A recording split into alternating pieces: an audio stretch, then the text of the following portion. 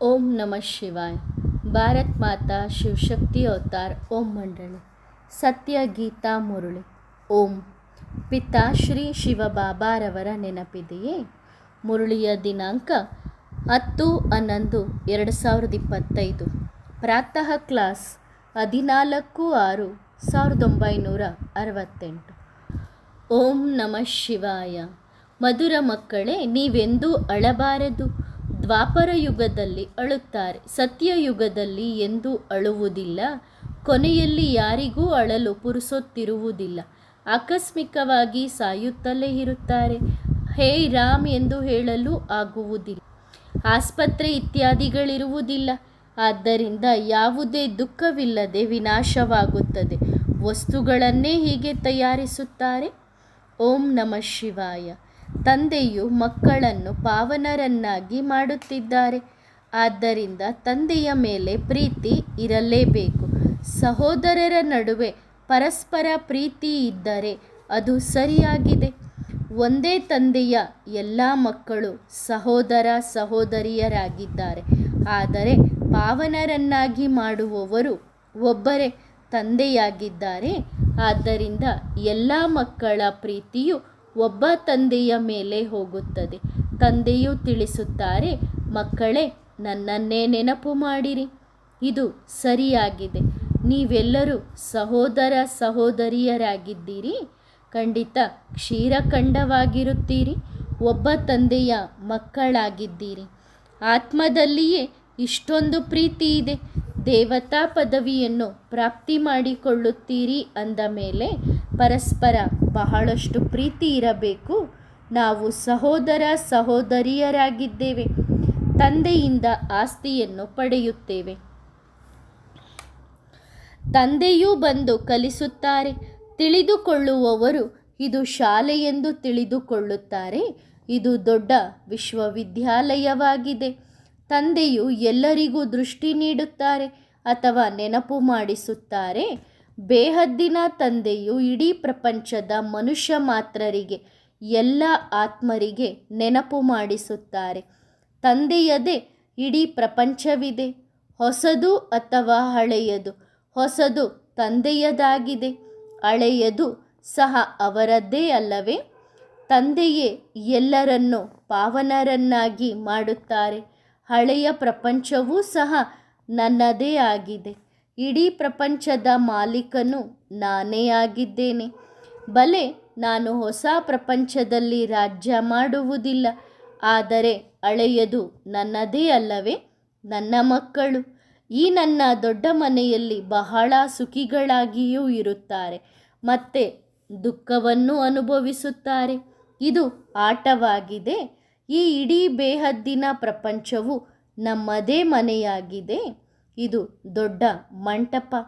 ತಂದೆಯು ಇಡೀ ಮನೆಯಲ್ಲಿರುವ ನಮ್ಮ ಮಕ್ಕಳನ್ನು ತಿಳಿದುಕೊಂಡಿದ್ದಾರೆ. ಇಡೀ ಪ್ರಪಂಚವನ್ನು ನೋಡುತ್ತಾರೆ. ಎಲ್ಲರೂ ಚೈತನ್ಯರಾಗಿದ್ದಾರೆ. ಎಲ್ಲ ಮಕ್ಕಳು ಈ ಸಮಯದಲ್ಲಿ ದುಃಖಿಗಳಾಗಿದ್ದಾರೆ. ಆದ್ದರಿಂದ ಎಲ್ಲರೂ ಕೂಗುತ್ತಾರೆ, ಬಾಬಾ, ನಮ್ಮನ್ನು ಈ ಚೀಚಿ ದುಃಖಿ ಪ್ರಪಂಚದಿಂದ ಶಾಂತಿಯ ಪ್ರಪಂಚಕ್ಕೆ ಕರೆದುಕೊಂಡು ಹೋಗಿ. ತಂದೆಯನ್ನು ಕೂಗುತ್ತಾರೆ, ದೇವತೆಗಳನ್ನು ಕೂಗುತ್ತಾರೆ. ಆದರೆ ತಂದೆಯ ವಿನಃ ಯಾರಿಗೂ ಶಾಂತಿಯನ್ನು ನೀಡಲು ಸಾಧ್ಯವಿಲ್ಲ. ಎಲ್ಲರಿಗೂ ಆ ತಂದೆಯೇ ಆಗಿದ್ದಾರೆ. ಅವರಿಗೆ ಇಡೀ ಸೃಷ್ಟಿಯ ಪರಿವೇ ಇದೆ. ಇದು ಬೇಹದ್ದಿನ ಮನೆಯಾಗಿದೆ. ತಂದೆಯು ತಿಳಿದುಕೊಂಡಿದ್ದಾರೆ. ಈ ಬೇಹದ್ದಿನ ಮನೆಯಲ್ಲಿ ಈ ಸಮಯದಲ್ಲಿ ಎಲ್ಲರೂ ದುಃಖಿಗಳಾಗಿದ್ದಾರೆ. ಆದ್ದರಿಂದ ಶಾಂತಿದೇವ, ಸುಖದೇವ ಎಂದು ಹೇಳುತ್ತಾರೆ. ಎರಡು ವಸ್ತುಗಳನ್ನು ಕೇಳುತ್ತಾರಲ್ಲವೇ? ನೀವೀಗ ತಿಳಿದುಕೊಂಡಿದ್ದೀರಿ. ಈಗ ನಾವು ಬೇಹದ್ದಿನ ತಂದೆಯಿಂದ ಸುಖದ ಆಸ್ತಿಯನ್ನು ಪಡೆಯುತ್ತಿದ್ದೇವೆ.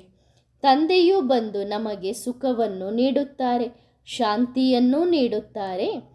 ಮತ್ಯಾರು ಸುಖ ಶಾಂತಿಯನ್ನು ನೀಡುವವರಲ್ಲವೇ? ತಂದೆಗೆ ಮಾತ್ರ ಕರುಣೆ ಬರುವುದು. ಅವರು ಬೇಹದ್ದಿನ ತಂದೆಯಾಗಿದ್ದಾರೆ. ನಾವು ತಿಳಿದುಕೊಂಡಿದ್ದೇವೆ. ನಾವು ಬಾಬನ ಮಕ್ಕಳು ಬಹಳ ಸುಖಿಗಳಾಗಿದ್ದೆವು. ಯಾವಾಗ ಪವಿತ್ರರಾಗಿದ್ದೆವೋ ಮತ್ತೆ ಅಪವಿತ್ರರಾದ ಕಾರಣ ದುಃಖಿಗಳಾಗಿ ಬಿಡುತ್ತೇವೆ. ಕಾಮಚಿತೆಯ ಮೇಲೆ ಕುಳಿತು ಕಪ್ಪಾಗಿ ಬಿಡುತ್ತೇವೆ. ಮೂಲ ಮಾತೆಂದರೆ ತಂದೆಯನ್ನು ಮರೆತು ಹೋಗುವುದು.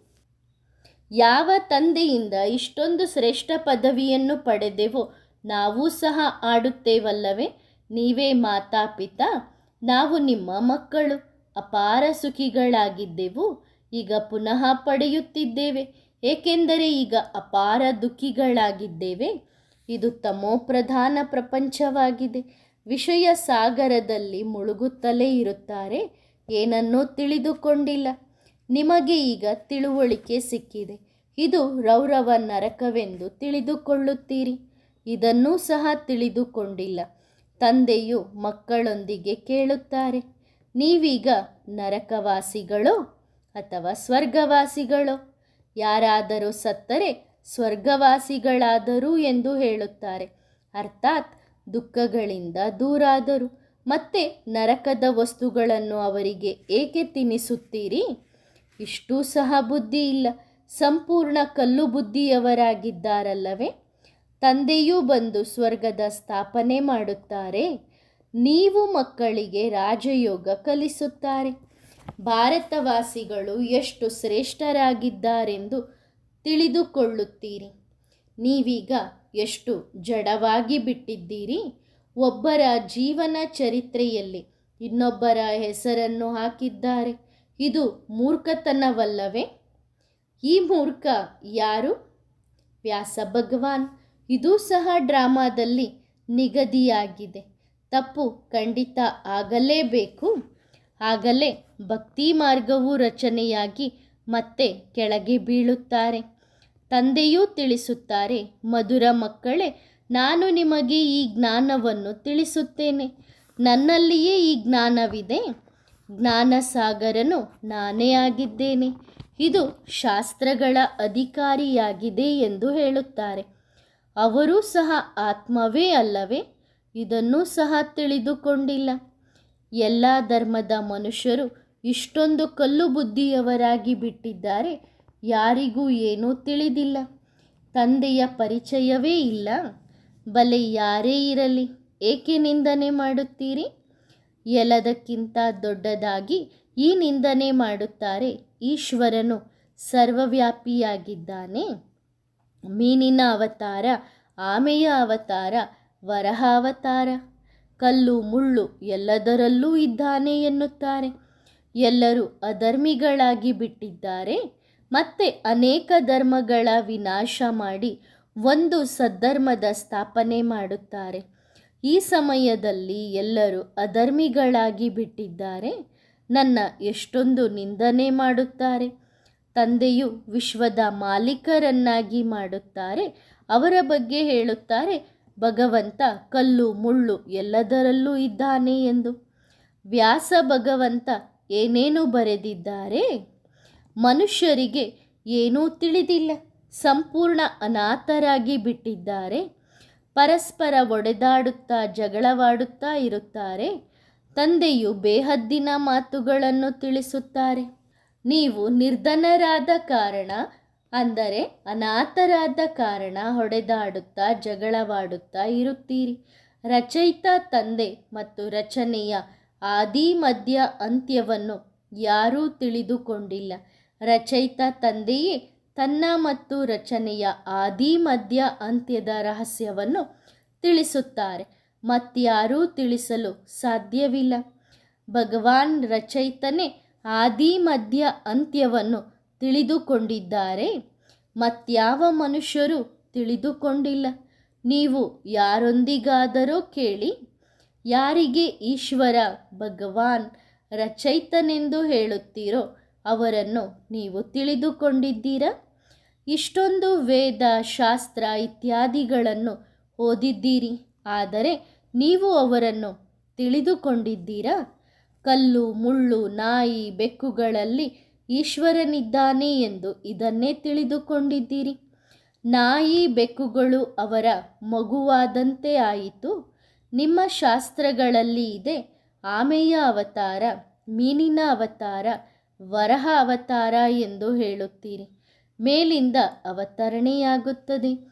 ಅಂದ ಮೇಲೆ ಖಂಡಿತ ಮೊದಲು ಶರೀರವನ್ನು ಧಾರಣೆ ಮಾಡುತ್ತಾರೆ. ಹೀಗೆಂದಲ್ಲ, ಮೇಲಿಂದ ಯಾವುದೇ ಆಮೆ ಮೀನು ಬರುತ್ತದೆ ಎಂದು. ಮೊದಲು ತಮ್ಮನ್ನು ತಿಳಿದುಕೊಳ್ಳಿರಿ. ಮನುಷ್ಯರು ತಮೋಪ್ರಧಾನರಾಗಿದ್ದಾರೆಂದರೆ ಪ್ರಾಣಿ ಇತ್ಯಾದಿಗಳು ಎಲ್ಲವೂ ತಮೋಪ್ರಧಾನ ದುಃಖಿಗಳಾಗಿ ಬಿಟ್ಟಿವೆ. ಮನುಷ್ಯರು ಸತೋಪ್ರಧಾನ ಸುಖಿಗಳಾಗಿದ್ದರೆ ಎಲ್ಲರೂ ಸುಖಿಗಳಾಗಿ ಬಿಡುತ್ತಾರೆ. ಹೇಗೆ ಮನುಷ್ಯರು ಹಾಗೆಯೇ ಅವರ ಪೀಠೋಪಕರಣಗಳು ಇರುತ್ತವೆ. ಸಾಹುಕಾರರ ಪೀಠೋಪಕರಣಗಳು ಚೆನ್ನಾಗಿರುತ್ತವೆ. ನೀವು ಸಂಪೂರ್ಣ ಸುಖಿ ವಿಶ್ವದ ಮಾಲೀಕರಾಗುತ್ತೀರಿ. ಅಂದ ಮೇಲೆ ನಿಮ್ಮ ಬಳಿ ಪ್ರತಿಯೊಂದು ವಸ್ತುವು ಸುಖದಾಯಕವಾಗಿಯೇ ಇರುತ್ತದೆ. ಅಲ್ಲಿ ದುಃಖದಾಯಕವಾದ ಯಾವುದೇ ವಸ್ತು ಇರುವುದಿಲ್ಲ. ಇದು ನರಕವಾಗಿದೆ. ಇದು ಕೊಳಕು ಪ್ರಪಂಚ. ಮನುಷ್ಯರಿಗೆ ನಾಚಿಕೆಯಾಗುವುದಿಲ್ಲ. ನಾವೆಲ್ಲರೂ ಭಗವಂತನೆಂದು ಹೇಳಿಬಿಡುತ್ತಾರೆ. ತಂದೆಯೂ ಬಂದು ತಿಳಿಸುತ್ತಾರೆ, ಭಗವಂತನು ಒಬ್ಬರೇ ಆಗಿದ್ದಾರೆ. ಅವರೇ ಪತಿತ ಪಾವನರಾಗಿದ್ದಾರೆ. ಸ್ವರ್ಗದ ಸ್ಥಾಪನೆ ಮಾಡುತ್ತಾರೆ. ದೇವತೆಗಳ ಮಹಿಮೆಯನ್ನೂ ಹಾಡುತ್ತಾರೆ. ದೇವತೆಗಳು ಸರ್ವಗುಣ ಸಂಪನ್ನರು ಎಂದು ಮಂದಿರಗಳಲ್ಲಿ ಹೋಗಿ ದೇವತೆಗಳ ಮಹಿಮೆ ಮತ್ತು ತಮ್ಮ ನಿಂದನೆ ಮಾಡುತ್ತಾರೆ. ಏಕೆಂದರೆ ಎಲ್ಲರೂ ಅಪವಿತ್ರ ಭ್ರಷ್ಟಾಚಾರಿಗಳಾಗಿದ್ದಾರೆ. ಯಾವುದೇ ಸನ್ಯಾಸಿ ಇರಲಿ, ಶಂಕರಾಚಾರ್ಯರು ಇರಲಿ, ಭ್ರಷ್ಟಾಚಾರದಿಂದ ಖಂಡಿತ ಹುಟ್ಟುತ್ತಾರೆ. ಇದು ಭ್ರಷ್ಟಾಚಾರಿ ಪ್ರಪಂಚವೆಂದು ಹೇಳಲಾಗುತ್ತದೆ. ನರಕವಾಸಿ ಪ್ರಪಂಚ. ಶ್ರೇಷ್ಠಾಚಾರಿ ಸ್ವರ್ಗವಾಸಿಗಳು ಈ ಲಕ್ಷ್ಮೀನಾರಾಯಣರಲ್ಲವೇ? ಅವರನ್ನೇ ಎಲ್ಲರೂ ಪೂಜೆ ಮಾಡುತ್ತಾರೆ. ಸನ್ಯಾಸಿಗಳೂ ಸಹ ಪೂಜೆ ಮಾಡುತ್ತಾರೆ. ಯಾವಾಗ ದೊಡ್ಡವರಾಗುತ್ತೀರೋ ಅಲ್ಲಿಯವರೆಗೆ ಭಕ್ತಿ ಮಾಡುತ್ತಾರೆ. ಸತ್ಯಯುಗದಲ್ಲಿ ಹೀಗಾಗುವುದಿಲ್ಲ. ನಿಮ್ಮ ಸನ್ಯಾಸವು ಬೇಹದ್ದಿನದಾಗಿದೆ. ಬೇಹದ್ದಿನ ತಂದೆಯೂ ಬಂದು ಬೇಹದ್ದಿನ ಸನ್ಯಾಸವನ್ನು ಮಾಡಿಸುತ್ತಾರೆ. ಅದು ಹಠಯೋಗವಾಗಿದೆ. ಹದ್ದಿನ ಸನ್ಯಾಸ ಅದು ಧರ್ಮವೇ ಬೇರೆಯಾಗಿದೆ. ತಂದೆಯೂ ತಿಳಿಸುತ್ತಾರೆ, ನೀವು ತಮ್ಮ ಧರ್ಮವನ್ನು ಮರೆತು ಎಷ್ಟು ಧರ್ಮಗಳಲ್ಲಿ ಸೇರಿ ಹೋಗಿದ್ದೀರಿ. ಭಾರತದ ಹೆಸರನ್ನೇ ಹಿಂದೂಸ್ತಾನ್ ಎಂದು ಇಟ್ಟಿದ್ದಾರೆ. ಮತ್ತೆ ಹಿಂದೂ ಧರ್ಮವೆಂದು ಹೇಳಿದ್ದಾರೆ. ವಾಸ್ತವದಲ್ಲಿ ಹಿಂದೂ ಧರ್ಮವನ್ನಂತೂ ಯಾರೂ ಸ್ಥಾಪನೆಯನ್ನೇ ಮಾಡಿಲ್ಲ. ಮುಖ್ಯ ಧರ್ಮಗಳೆಂದರೆ ದೇವಿ ದೇವತಾ, ಇಸ್ಲಾಮಿ, ಬೌದ್ಧ, ಕ್ರಿಶ್ಚಿಯನ್. ಇದೂ ಸಹ ಯಾರಿಗೂ ತಿಳಿದಿಲ್ಲ. ಆದ್ದರಿಂದ ಇವರಿಗೆ ತುಚ್ಛ ಬುದ್ಧಿಯವರೆಂದು ಹೇಳಲಾಗುತ್ತದೆ. ಸ್ವಚ್ಛ ಬುದ್ಧಿಯನ್ನಾಗಿ ಮಾಡುವ ತಂದೆಯನ್ನು ತಿಳಿದುಕೊಂಡಿಲ್ಲ. ಸಂಪೂರ್ಣ ತುಚ್ಛ ಬುದ್ಧಿಯವರಾಗಿ ಬಿಟ್ಟಿದ್ದಾರೆ. ಪಾರಸ ಬುದ್ಧಿ ಮತ್ತೆ ಪಾರಸ ಬುದ್ಧಿಯಿಂದ ಕಲ್ಲು ಬುದ್ಧಿ ದೇವತೆಗಳೇ ಆಗುತ್ತಾರೆ. ಈ ಇಡೀ ಪ್ರಪಂಚವು ಐಲ್ಯಾಂಡ್ ಆಗಿದೆ. ಅದರಲ್ಲಿ ರಾವಣನ ರಾಜ್ಯವಿದೆ. ರಾವಣನನ್ನು ನೋಡಿದ್ದೀರಾ? ಅವರನ್ನೇ ಪದೇ ಪದೇ ಸುಡುತ್ತಾರೆ. ಇವರು ಎಲ್ಲದಕ್ಕಿಂತ ಹಳೆಯ ಶತ್ರು. ಇದನ್ನೂ ಸಹ ತಿಳಿದುಕೊಂಡಿಲ್ಲ. ನಾವು ಏಕೆ ಸುಡುತ್ತೇವೆ ಎಂದು ತಿಳಿದುಕೊಳ್ಳಬೇಕಲ್ಲವೇ? ಇದು ಏನು, ಯಾವಾಗ ಸುಡುತ್ತಾರೆ, ಪದ್ಧತಿಯಿಂದ ಎಂದು ತಿಳಿಯುತ್ತಾರೆ. ಅರೆ, ಇದಕ್ಕೂ ಸಹ ಲೆಕ್ಕವಿರಬೇಕು. ಆದ್ದರಿಂದ ಬುದ್ಧಿಹೀನರಲ್ಲವೇ? ಈ ಸಮಯದಲ್ಲಿ ಮಾಯೆಯ ರಾಜ್ಯದಲ್ಲಿ ಪತಿತ ಭ್ರಷ್ಟಾಚಾರಿಗಳಾಗಿ ಬಿಟ್ಟಿದ್ದಾರೆ. ನಿಮ್ಮನ್ನು ಯಾರೂ ತಿಳಿದುಕೊಂಡಿಲ್ಲ. ಶೂದ್ರ ಬುದ್ಧಿ ನಿಮ್ಮನ್ನು ಏನು ತಿಳಿದುಕೊಳ್ಳುತ್ತಾರೆ? ನೀವು ಬ್ರಹ್ಮನ ಮಕ್ಕಳು. ನಿಮ್ಮನ್ನು ಯಾರಾದರೂ ಕೇಳಿದರೆ ನೀವು ಯಾರ ಮಕ್ಕಳು ಎಂದು? ಅರೆ, ನಾವು ಬ್ರಹ್ಮನ ಮಕ್ಕಳು. ಬ್ರಹ್ಮ ಯಾರ ಮಗು? ಶಿವಬಾಬನ ಮಗು. ನಾವು ಅವರ ಮೊಮ್ಮಕ್ಕಳಾದೆವು. ಎಲ್ಲ ಆತ್ಮಗಳು ಅವರ ಮಕ್ಕಳು. ಮತ್ತೆ ಶರೀರದಲ್ಲಿ ಬಂದ ಮೇಲೆ ಅವರ ಮಕ್ಕಳೂ ಆಗುತ್ತಾರೆ. ಪ್ರಜಾಪಿತ ಬ್ರಹ್ಮ ಅಲ್ಲವೇ? ಇಷ್ಟೊಂದು ಪ್ರಜೆಗಳನ್ನು ಹೇಗೆ ರಚಿಸುತ್ತಾರೆ? ಇದನ್ನೂ ಸಹ ನೀವು ತಿಳಿದುಕೊಂಡಿದ್ದೀರಿ. ಇದು ದತ್ತು ಮಾಡಿಕೊಳ್ಳುವುದು ಶಿವ ತಂದೆಯು ದತ್ತು ಮಾಡಿಕೊಳ್ಳುತ್ತಾರೆ. ಆದ್ದರಿಂದ ಬ್ರಹ್ಮ ತಂದೆಯೂ ಆದರೂ ತಾಯಿಯೂ ಆದರೂ ದತ್ತು ಮಾಡಿಕೊಳ್ಳುತ್ತಾರೆಂದರೆ ಮಾತಾಪಿತಾ ಇಬ್ಬರೂ ಬೇಕಲ್ಲವೇ? ಶಿವ ತಂದೆಯ ದತ್ತು ಮಕ್ಕಳು ಬ್ರಹ್ಮಾರವರ ಮೂಲಕ ಮೇಳವು ನಡೆಯುತ್ತದೆ. ವಾಸ್ತವದಲ್ಲಿ ಮೇಳವು ಅಲ್ಲಿ ನಡೆಯಬೇಕು ಎಲ್ಲಿ ಬ್ರಹ್ಮಪುತ್ರ ನದಿಯು ಹೋಗಿ ಸೇರುತ್ತದೆ. ಆ ಸಂಗಮದಲ್ಲಿ ಮೇಳವು ನಡೆಯಬೇಕು. ಇದು ಮೇಳವಾಗಿದೆ. ಬ್ರಹ್ಮ ಇಲ್ಲಿ ಕುಳಿತಿದ್ದಾರೆ. ನೀವು ತಿಳಿದುಕೊಂಡಿದ್ದೀರಿ. ಬಾಬನೂ ಇದ್ದಾರೆ, ತಾಯಿಯೂ ಇದ್ದಾರೆ. ಆದರೆ ಮೇಳವಾಗಿದೆ. ಆದ್ದರಿಂದ ಮಮ್ಮ ಎಂದು ನಿಗದಿಪಡಿಸಲಾಗುತ್ತದೆ. ನೀವೇ ಈ ತಾಯಂದಿರನ್ನು ಸಂಭಾಲಿಸಿ. ಪುರುಷರಂತೂ ಗುರುಗಳಾಗಿ ಎಲ್ಲರ ದೋಣಿಯನ್ನು ಹಾಳು ಮಾಡಿಬಿಟ್ಟಿದ್ದಾರೆ. ಎಲ್ಲರನ್ನು ಬುದ್ಧಿಹೀನರನ್ನಾಗಿ ಮಾಡಿಬಿಟ್ಟಿದ್ದಾರೆ. ತಂದೆಯು ತಿಳಿಸುತ್ತಾರೆ, ನಾನು ನಿಮಗೆ ಸದ್ಗತಿಯನ್ನು ನೀಡುತ್ತೇನೆ. ಮತ್ತೆ ದುರ್ಗತಿಯನ್ನು ಯಾರು ನೀಡುತ್ತಾರೆ? ಇತ್ತೀಚೆಗಂತೂ ಆ ಗುರುಗಳು ಸಂಬಂಧವನ್ನು ಮಾಡಿಸುತ್ತಾರೆ. ಪವಿತ್ರರಾಗಬೇಕೆಂದು ನಿರಾಕರಿಸುವುದಿಲ್ಲ. ತಾವೂ ಸಹ ಹೋಗುತ್ತಾರೆ. ತಂದೆಯು ತಿಳಿಸುತ್ತಾರೆ, ಈ ಪ್ರಪಂಚವು ಕಟುಕನ ಮನೆಯಾಗಿದೆ. ಇದು ಹಿಂಸೆಯಾಗಿದೆ. ಕಾಮದ ಕಟಾರಿಗೆ ಹಿಂಸೆ ಎಂದು ಹೇಳಲಾಗುತ್ತದೆ. ಅವರು ಡಬಲ್ ಹಿಂಸಕರು, ನೀವು ಡಬಲ್ ಅಹಿಂಸಕರು. ಅಲ್ಲಿ ರಾವಣ ಇರುವುದಿಲ್ಲ. ಭಕ್ತಿಯಿಂದ ರಾತ್ರಿಯಾಗುತ್ತದೆ, ಜ್ಞಾನದಿಂದ ದಿನವಾಗುತ್ತದೆ. ಜ್ಞಾನಸಾಗರ ತಂದೆಯೇ ಆಗಿದ್ದಾರೆ. ಅವರ ಬಗ್ಗೆ ಮತ್ತೆ ಸರ್ವವ್ಯಾಪಿ ಎಂದು ಹೇಳುತ್ತಾರೆ. ಅವರಂತಹ ಮೂರ್ಖ ಮನುಷ್ಯರು ಯಾರೂ ಇರಲು ಸಾಧ್ಯವಿಲ್ಲ. ಪ್ರಾಣಿಗಳಿಗಿಂತಲೂ ಕೆಟ್ಟವರು. ತಂದೆಯೇ ಬಂದು ತಿಳಿಸುತ್ತಾರೆ ಮತ್ತು ಮಕ್ಕಳಿಗೆ ತಿಳಿಸುತ್ತಾರೆ. ಶಿವ ಭಗವಾನುವಾಚ ಅಲ್ಲವೇ? ಶಿವ ಜಯಂತಿ ಆಚರಿಸುತ್ತಾರೆಂದರೆ ಖಂಡಿತ ಯಾರೆಲ್ಲಾದರೂ ಬರುತ್ತಾರೆ. ಆ ತಂದೆ ಹೇಳುತ್ತಾರೆ, ನನಗೆ ಪ್ರಕೃತಿಯ ಆಧಾರವನ್ನು ತೆಗೆದುಕೊಳ್ಳಬೇಕಾಗುತ್ತದೆ. ನಾನು ಯಾವುದೇ ಚಿಕ್ಕ ಮಗುವಿನ ಆಧಾರವನ್ನು ತೆಗೆದುಕೊಳ್ಳುವುದಿಲ್ಲ. ಕೃಷ್ಣನಂತೂ ಮಗುವಲ್ಲವೇ? ನಾನು ಅವರ ಬಹಳ ಜನ್ಮಗಳ ಕೊನೆಯಲ್ಲಿ, ಅದು ವಾನಪ್ರಸ್ಥ ಸ್ಥಿತಿಯಲ್ಲಿ ಪ್ರವೇಶ ಮಾಡುತ್ತೇನೆ. ವಾನಪ್ರಸ್ಥ ಸ್ಥಿತಿಯ ನಂತರವೇ ಮನುಷ್ಯರು ಭಗವಂತನ ಸ್ಮರಣೆ ಮಾಡುತ್ತಾರೆ. ಯಾರನ್ನು ಗುರುವನ್ನಾಗಿ ಮಾಡಿಕೊಳ್ಳುತ್ತಾರೋ ಅವರು ಭಗವಂತನನ್ನು ತಿಳಿದುಕೊಂಡೇ ಇಲ್ಲ. ಅಂದಾಗ ತಂದೆಯು ತಿಳಿಸುತ್ತಾರೆ, ಯದಾ ಯದಾ ಹಿ ಧರ್ಮಸ್ಯ, ನಾನು ಭಾರತದಲ್ಲಿಯೇ ಬರುತ್ತೇನೆ. ಭಾರತದ ಮಹಿಮೆ ಅಪಾರವಾಗಿದೆ. ಮನುಷ್ಯರಿಗೆ ದೇಹದ ಅಹಂಕಾರ ನೋಡಿ ಎಷ್ಟಿದೆ. ನಾನು ಅಂತಹವನು ಇಂತಹವನು. ನೀವೀಗ ತಂದೆಯು ಬಂದು ನಿಮ್ಮನ್ನು ಆತ್ಮಾಭಿಮಾನಿಗಳನ್ನಾಗಿ ಮಾಡುತ್ತಾರೆ. ಮಧುರಾತಿ ಮಧುರ ಆತ್ಮಿಕ ಮಕ್ಕಳಿಗೆ ಆತ್ಮಿಕ ತಂದೆಯೂ ಕುಳಿತು ಎಲ್ಲ ರಹಸ್ಯಗಳನ್ನು ತಿಳಿಸುತ್ತಾರೆ. ಇದು ಹಳೆಯ ಪ್ರಪಂಚ. ಸತ್ಯಯುಗವು ಹೊಸ ಪ್ರಪಂಚ. ಸತ್ಯಯುಗದಲ್ಲಿ ಆದಿ ಸನಾತನ ದೇವಿ ದೇವತಾ ಧರ್ಮವೇ ಇತ್ತು. 5000 ವರ್ಷಗಳ ಮಾತಾಗಿದೆ. ಶಾಸ್ತ್ರಗಳಲ್ಲಂತೂ ಮತ್ತೆ ವ್ಯಾಸ ಭಗವಂತನು ಕಲ್ಪದ ಆಯುಷು ಲಕ್ಷಾಂತರ ವರ್ಷಗಳೆಂದು ಬರೆದಿದ್ದಾರೆ. ಕಲ್ಪದ ಆಯಸ್ಸನ್ನೇ ದೊಡ್ಡದಾಗಿ ಬರೆದಿದ್ದಾರೆ. ವಾಸ್ತವದಲ್ಲಿ ಕಲ್ಪವು 5000 ವರ್ಷಗಳದ್ದಾಗಿದೆ. ಮನುಷ್ಯರು ಸಂಪೂರ್ಣವಾಗಿ ಕುಂಭಕರ್ಣನ ನಿದ್ರೆಯಲ್ಲಿ ಮಲಗಿದ್ದಾರೆ. ಯಾರು ಈ ಅಜ್ಞಾನವನ್ನು ನೀಡಿದರು?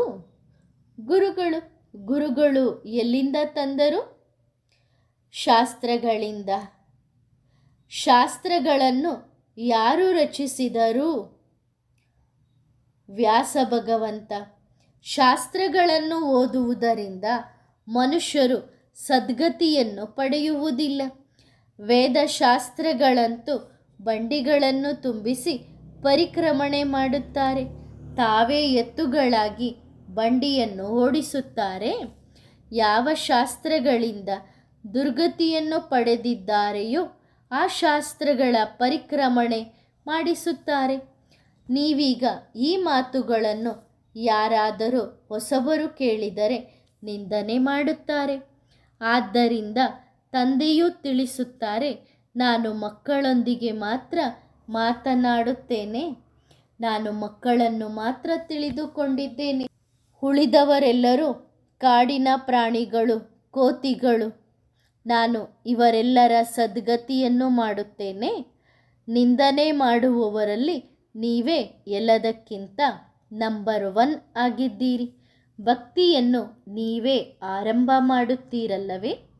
ತಮಗೆ ತಾವೇ ಪೆಟ್ಟು ಮಾಡಿಕೊಂಡಿದ್ದೀರಿ.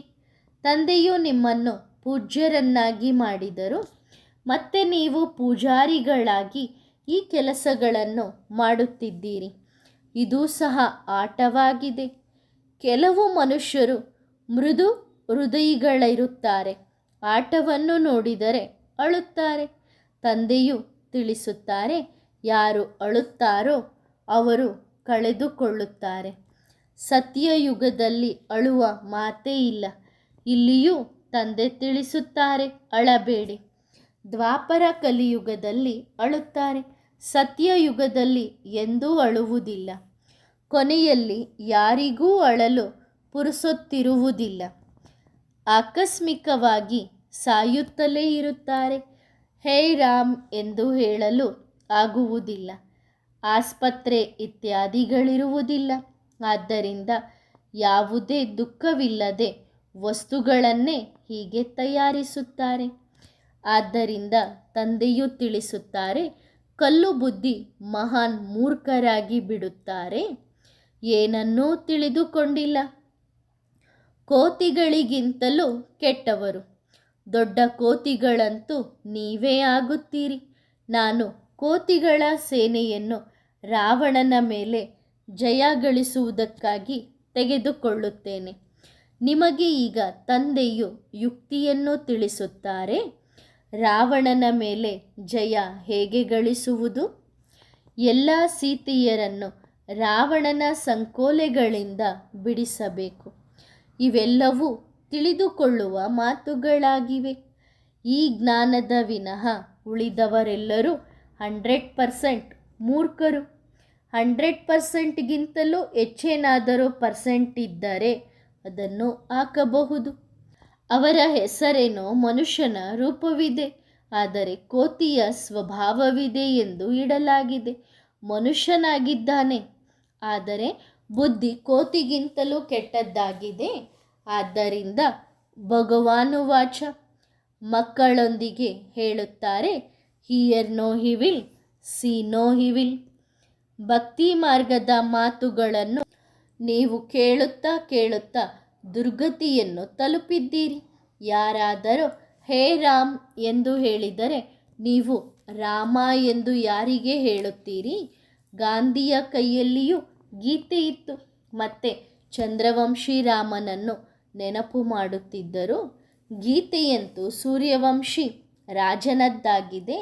ರಾಮರಾಜ್ಯವನ್ನಂತೂ ಒಬ್ಬ ಭಗವಂತನೇ ಸ್ಥಾಪನೆ ಮಾಡುತ್ತಾರೆ. ಮನುಷ್ಯರು ಏನು ಮಾಡಬಲ್ಲರು? ನೀವೀಗ ಶ್ರೀಮತವನ್ನು ಪಡೆಯುತ್ತೀರಿ. ನೀವೇ ಶ್ರೇಷ್ಠರಾಗುತ್ತೀರಿ. ಇಲ್ಲಿಯಂತೂ ಶ್ರೀ ಶ್ರೀ ಎಂಬ ಬಿರುದನ್ನು ಎಲ್ಲರಿಗೂ ನೀಡಿದ್ದಾರೆ. ಒಳ್ಳೆಯದು. ಮತ್ತೆ ತಂದೆಯೂ ತಿಳಿಸುತ್ತಾರೆ, ತಮ್ಮನ್ನು ಆತ್ಮನೆಂದು ತಿಳಿದು ತಂದೆಯನ್ನು ನೆನಪು ಮಾಡಿರಿ. ಎಷ್ಟು ಅದ್ಭುತವಾಗಿದೆ! ಸೋಲು ಮತ್ತು ಗೆಲುವಿನ ಆಟವು ಅದ್ಭುತವಾಗಿದೆ. ಇದನ್ನು ತಂದೆಯೇ ತಿಳಿಸುತ್ತಾರೆ. ಒಳ್ಳೆಯದು. ಮಧುರಾತಿ ಮಧುರ ಅಗಲಿ ಹೋಗಿ ಮರಳಿ ಸಿಕ್ಕಿರುವ ಮಕ್ಕಳಿಗೆ ಆತ್ಮಿಕ ತಂದೆ ಬಾಪ್ ದಾದಾರವರ ನೆನಪು, ಪ್ರೀತಿ ಹಾಗೂ ಗುಡ್ ಮಾರ್ನಿಂಗ್. ಆತ್ಮಿಕ ಮಕ್ಕಳಿಗೆ ಆತ್ಮಿಕ ತಂದೆಯ ನಮಸ್ತೆ. ವರದಾನ: ಜ್ಞಾನಿ ಆತ್ಮಗಳಾಗಿ ಈಶ್ವರೀಯ ಸೇವೆ ಮಾಡುವಂತಹ ಸಫಲತಾ ಮೂರ್ತಿಗಳಾಗಿರಿ. ವಾಣಿಯಲ್ಲಿ ಶಕ್ತಿ ಯಾವಾಗ ಬರುತ್ತದೆಂದರೆ ಯಾವಾಗ ಮನಸ್ಸೂ ಸಹ ಶಕ್ತಿಶಾಲಿಯಾಗಿರುತ್ತದೆಯೋ, ಇಲ್ಲವಾದರೆ ಮಾತನಾಡುವವರು ಪಂಡಿತರ ಸಮಾನರಾಗಿ ಬಿಡುತ್ತಾರೆ. ಗಿಳಿಯಂತೆ ಓದಿ ಪುನರಾವರ್ತನೆ ಮಾಡುತ್ತಾರೆ. ಜ್ಞಾನಿ ಅರ್ಥಾತ್ ತಿಳಿದುಕೊಳ್ಳುವವರು ತಿಳಿದುಕೊಂಡು ಸರ್ವಿಸ್ ಮಾಡಿದರೆ ಯಶಸ್ವಿಯಾಗುತ್ತದೆ. ತಿಳಿದುಕೊಳ್ಳುವ ಮಕ್ಕಳು 3 ಪ್ರಕಾರದ ಸೇವೆಯನ್ನು ಮನಸ, ವಾಚ ಹಾಗೂ ಕರ್ಮಣ ಈ ಸೇವೆಯನ್ನು ಜೊತೆಯಾಗಿ ಮಾಡುವರು. ಒಳ್ಳೆಯದು. ಓಂ ನಮಃ ಶಿವಾಯ.